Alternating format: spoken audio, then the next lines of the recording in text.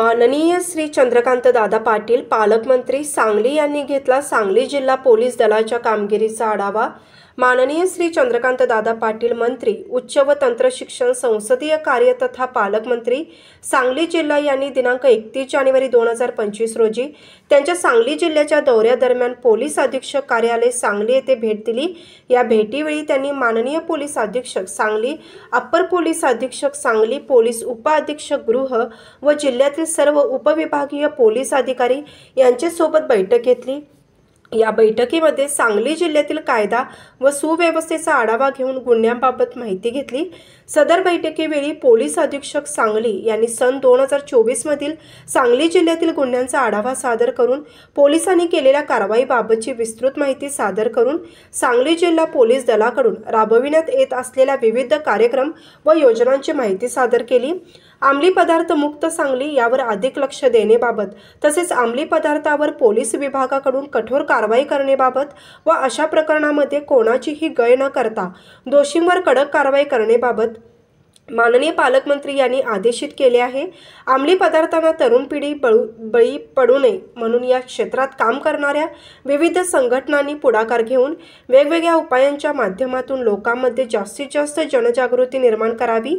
यासाठी आवश्यक खर्च शासनामार्फत केला जाईल याची माहिती पालकमंत्री यांनी दिली। तसेच अंमली पदार्थाबाबतची गोपनीय माहिती नागरिकांनी पोलिसांना देऊन सहकार्य करावे असे आवाहन पालकमंत्री यांनी केले। अशी माहिती देणाऱ्याचे नाव पोलिसांकडून गुप्त ठेवले जाईल याबाबत त्यांनी खात्री दिली।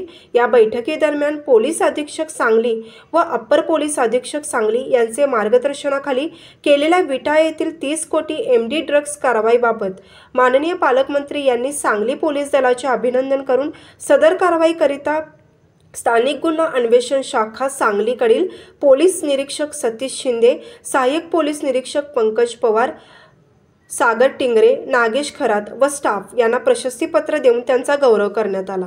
सांगली जिल्ह्याचा पालकमंत्री म्हणून कायदा सुव्यवस्था विषयामध्ये अधिक लक्ष घालताना ड्रग्ज या विषयावर मी खूप कॉन्सन्ट्रेट करणार आहे आणि आश्चर्यकारकरित्या आनंद वाटावा असा पोलीस डिपार्टमेंटचा यातला परफॉर्मन्स खूप चांगला आहे। परवाच विट्याला 30 कोटीचे ड्रग्ज पकडले गेले।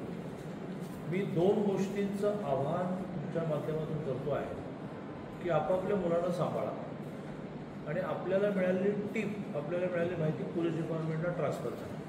आपल्याला काय गरज आहे असं म्हणून हे जे काही संकट आहे ते तुमच्या दारात येऊन जमलेलं आहे आणि त्यामुळे तुमचं नाव लोकांना माहिती होणार नाही, गुप्तता बाळगू, पण टिप्स मिळाल्याशिवाय, माहिती मिळाल्याशिवाय हे अशक्य आहे। आम्ही एक प्रबोधनाचा सुद्धा एक मोठा विचार करतो।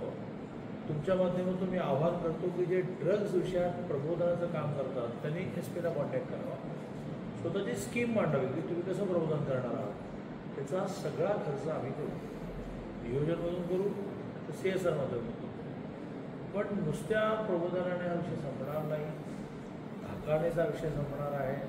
त्यामुळे पोलीस डिपार्टमेंटने या विषयामध्ये कुठलीही हयगय करू नये असं त्यांना मी आवाहन केलं आहे।